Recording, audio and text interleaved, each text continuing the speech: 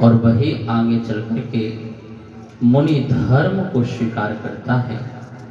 मुनि धर्म में 5 महाव्रत, 5 समिति, 5 इंद्रियों का निरोध, 6 आवश्यक और 7 शेष मूल गुण, इन 28 मूल गुणों का निर्गंध दिगंबर महामुनिराज पालन करते हैं।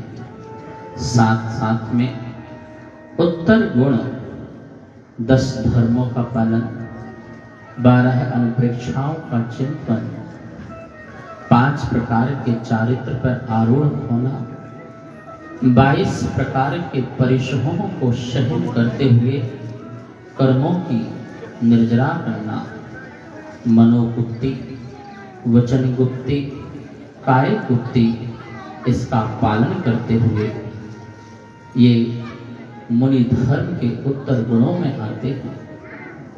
मुनि 4 प्रकार के बताए हैं, ऋषि, यति, मुनि और अनकार। ये 4 प्रकार के निर्गंध मुनिराज होते हैं।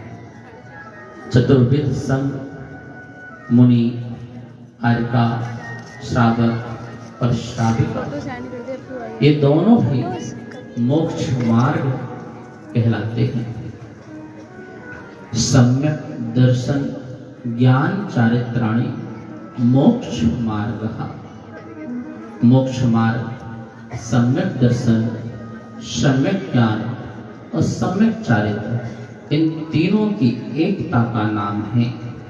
श्रावक एक देश चारित्र का पालन करता है और मुनिराज सर्व देश का पालन करते हैं, अर्थात महाव्रतों का पालन करते हैं। महामुनिराज भेद रत्नत्रय और अभेद रत्नत्रय, इन दोनों की साधनाएं करते हैं।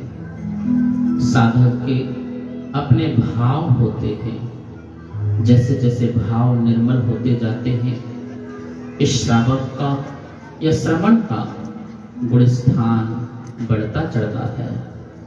14 प्रकार के गुण स्थान होते हैं। गुण स्थान पर्याय स्थान कहलाते हैं, भाव स्थान कहलाते हैं। जब जीव मिथ्या दृष्टि होता है, इसकी बुद्धि मिथ्या होती है, भ्रमपूर्वक होती है, वस्तु स्वरूप का यथार्थ ज्ञान नहीं होता है, तत्व का निर्णय नहीं होता है, सही क्या है गलत क्या है इसका निर्णय नहीं कर पाता है, संशय में रहता है, एकांत मिथ्यात्व में रहता है, एक पक्ष को मानने वाला होता है, विपरीत भाव वाला होता है, अथवा अज्ञान के भाव को लेकर के अथवा सही के धर्मों में विनय की बुद्धि रखने वाला होता है।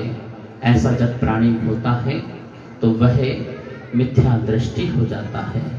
वह मिथ्या के कारण और उसके साथ उसकी तीव्र कषाय अनंतानुबंधी क्रोध, मान, माया, लोभ जो मिथ्यात्व की संगनी है, जिसके कारण यह अनंत काल जो है मिथ्यात्व में ही घूमता रहता है।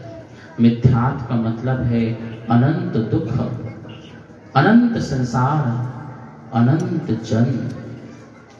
अनादि काल से यह जीव अपने आप को न जानने के कारण, सौद्रव्य और परद्रव्य की भिन्नता को न जानने के कारण, भेद ज्ञान के अभाव के कारण संसार में आज तक घूम रहा है, व्यर्थ ही भ्रमण कर रहा है। ऐसा जीव पहला गुण स्थान वाला कहलाता है। जब कभी इसके परिणामों में मंदता होती है, भद्रता होती है, उस समय यदि किसी गुरु का देशना मिल जाए, उपदेश मिल जाए, तो वह जीव आत्म कल्याण के मार्ग में बढ़ जाता है। वह मिथ्यात्व की अनादि की परंपरा को तोड़ करके सम्यक को प्राप्त करता है और वह अविरत सम्यक दृष्टि बन जाता है। श्रद्धान है पर अविचारित्र में दृढ़ता नहीं है। धीरे धीरे शनहि शनहि वह व्रतों पर आरूढ़ होता है, श्रावक बनता है। श्रावक के बाद श्रवण बनता है। श्रवण प्रमाद और अप्रमाद इन दोनों में ही वह अनंतों बार, हजारों बार जो है वो रहते हैं इन भावों में, प्रमद से अप्रमद, अप्रमद से प्रमद। और इसके बाद वह श्रेणी चढ़ते हैं, उपसम श्रेणी और छपक श्रेणी। 8वां, 9वां, 10वां, 11वां ये उपसम श्रेणी है। 8वां, 9वां, 10वां, 12वां ये छपक श्रेणी है। छपक श्रेणी वाले जीव का ही उस भाव से मोक्ष हो जाया करता है। परम शुक्ल ध्यान के बल से यह जीव जो है 4 घातीय कर्मों को नष्ट करता है। 8 प्रकार के कर्म होते हैं, ज्ञानावर्णी, दर्शनावर्णी, वेदनी, मोहिनी, आयु, नाम, गोत्र, अंतरायण। इनमें 4 घातीय कर्म होते हैं, 4 अघातीय कर्म होते हैं। जीव को प्रबल पुरुषार्थ घातीय कर्मों को नष्ट करने के लिए करना पड़ता है। वह जीव इन 4 कर्मों को नष्ट करके केवलत्व को उत्पन्न हो जाता है, केवल ज्ञानी बन जाता है, 13वें गुण स्थान में पहुंच जाता है। अपनी आयु पर्यंत इस भाव में रहते हुए अनंत चतुष्टय के धारी बन जाते हैं। अनंत दर्शन, अनंत ज्ञान, अनंत सुख, अनंत वीर बल ये इनको प्राप्त हो जाता है। आयु पर्यंत रहते हैं, आयु समाप्त होते ही क्षण मात्र के लिए 14वें गुण स्थान में प्रवेश करके एक समय में ही सिद्ध अवस्था को प्राप्त हो जाया करते हैं। सिद्ध दशा 8 कर्मों के अभाव को कहते हैं। लोक के अग्र भाग में यह शुद्ध आत्मा तनुघात वलय में जाकर के विराजमान हो जाती है। सदा सदा के लिए नित्य शाश्वत यह उनकी अवस्था हो जाती है। वे पुनः कभी इस संसार में नहीं आते हैं। आप सब लोग इन 4 गतियों के स्वरूप को समझ करके, इनके दुखों को जान करके इन दुखों से मुक्ति का उपाय निकालना चाहिए। संसार में भ्रमण का कारण मिथ्यात्व तो है ही है, लेकिन असंयम भी है। प्राणी संयम और इंद्रिय संयम न होने के कारण यह जीव जो है संसार में भ्रमण करता है। श्रावकों को इस प्रकार के असंयम का अभाव करते हुए संयम की मार्ग की ओर सदा उसे आगे बढ़ना चाहिए। 2 प्रकार के ही मूल तत्व होते हैं, जीवम जीवम दवम जड़वर बस हेण जड़ने तीर्थम। 2 प्रकार के तत्व, जीव और अजीव। बाकी सारा इसका ही विस्तार है। जीव का विस्तार करते हैं तो जीव आश्रव, जीव बंध, जीव संबर, जीव निर्जरा, जीव मोक्ष, जीव पापाश्रव, जीव पुण्याश्रव। अजीव का विस्तार करते हैं तो अजीव आश्रव अर्थात द्रव्य आश्रव, द्रव्य बंध, द्रव्य संबर, द्रव्य निर्जरा, द्रव्य मोक्ष, द्रव्य पुण्य, द्रव्य पाप, धर्म अधर्म, आकाश और काल। ये जो हैं ये जीव अजीव के ही भेद हुआ करते हैं। सारा का सारा विस्तार, सारी की सारी वाणी का सार जीव और अजीब है। हमने जीव को कभी अजीब मान लिया, कभी अजीब को जीव मान लिया। दोनों को एक में एक करके हमने मिश्र पर्याय को स्वीकार किया। मिश्र पर्याय को एक मान करके हम अपनी ही खोज नहीं कर पाए, अपना ही पता नहीं कर पाए। जगत के सारे पदार्थों का तो परिचय करते रहे पर अपना परिचय नहीं करा। सुनो भव जीवो, तुम सब भगवान आत्मा हो। तुम्हारे अंदर भी भगवान होने की शक्ति है। अपनी शक्ति को पहचानो। कारण परमात्मा तुम्हारे अंदर मौजूद है, विद्वान है। जिस पल तुम अपनी शक्ति को पहचानोगे, अपने उपादान को पहचानोगे, उसी समय तुम्हारी आत्मा भी परमात्मा हो जाएगी।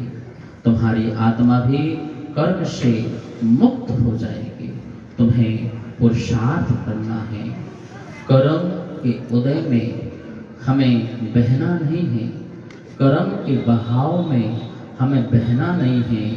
कर्म कितने भी उदय आए, अपनी क्षमता को नहीं छोड़ना, अपने संयम को नहीं छोड़ना। संता संयम ही आगे चल के सच्ची समाधि दिलाता है, और सच्ची समाधि ही जीव को सिद्धत्व दशा प्राप्त कराया करता है।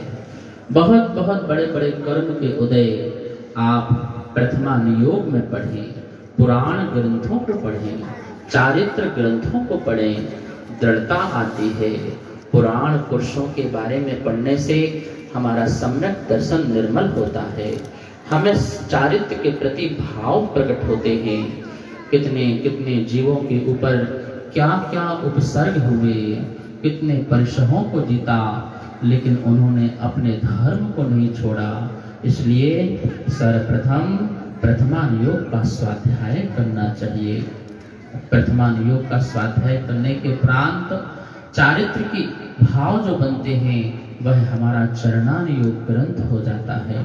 चरणान योग ग्रंथ में आचरण का जो है शिक्षा होती है। मुनि की आचार संहिता, श्रावक की आचार संहिता, इन सब का उसमें व्याख्यान होता है। उसे पढ़ करके अपने जीवन में अपनाओ। इसके बाद कर्णान योग ग्रंथ, कर्णान योग में परिणामों के बारे में बताया जाता है, 3 लोक के बारे में बताया जाता है, कर्म के बारे में बताया जाता है। आप इन कर्मों की व्याख्याओं को पढ़ करके कैसे कैसे भावों से हम कैसा कैसा कर्म बांध लेते हैं, कितने कितने वर्षों का, कितने कितने कोड़ा कोड़ी वर्षों का, एक बार मोह हो जाने पर 70 कोड़ा कोड़ी जो सागर का पर्यंत का बंध बन जाता है। इतने भावों तक हम अपने कर्मों को, फलों को भोगते रहते हैं। कर्णान योग पढ़ने से हमारे भावों में विशुद्धि होती है। हम आश्रव से, बंध से डरते हैं, कोई गलत काम नहीं करते हैं, अपने जीवन में पाप नहीं करते हैं। हिंसा, झूठ, चोरी, कुशील, परिग्रह ये पाप हैं। इंद्रिय में आसक्ति, भोग विलास ये परिणाम जघन्य अपराध हैं, पाप हैं। अपने आत्मा के स्वभाव से हटना है, विभाव की ओर जाना है, विकार की ओर जाना है, विकृति की ओर जाना है। कर्णान योग पढ़ने के बाद हमें कर्मों से मुक्ति मिलती है। हम कर्म करने से डरते हैं, भयभीत होते हैं, सावधान होते हैं, समिति की ओर आगे बढ़ते हैं। अंततः चौथा स्वाध्याय द्रव्यान योग। ये द्रव्यान योग भेद ज्ञान की कला सिखाता है। भेद ज्ञान, जगत में रहो, संसार में रहो, पर संसार अपने अंदर मत रखो। अपने भावों में संसार मत लाओ, अपने भावों में परिवार को मत लाओ, अपने भावों में परिग्रह को मत लाओ। भेद ज्ञान की कला। भव जीवो, आज तक जितने सिद्ध हुए हैं भेद ज्ञान के बल से हुए हैं। आगे भी जितने सिद्ध होंगे वो भेद ज्ञान के बल से होंगे। और वर्तमान में भी महाविदेह क्षेत्र से जो मोक्ष हो रहे हैं, सिद्ध जीव बन रहे हैं, वो भी भेद ज्ञान के बल से बनेंगे। आप द्रव्यान योग का स्वाध्याय करें। गुरुओं के सानिध्य में, गुरुओं के मुख से, विद्वान गुण के मुख से द्रव्यान योग का स्वाध्याय करके भेद ज्ञान की कला सीखें। हे भव्य जीवो, अपने जीवन में दान और पुण्य सदा करते रहना। श्रावक का धर्म है दानम पूया मुखम। मुनिराज का धर्म है ज्ञानाध्यान तपोनतः। श्रावक अपने 2 धर्म का पालन करे, दान और पुण्य।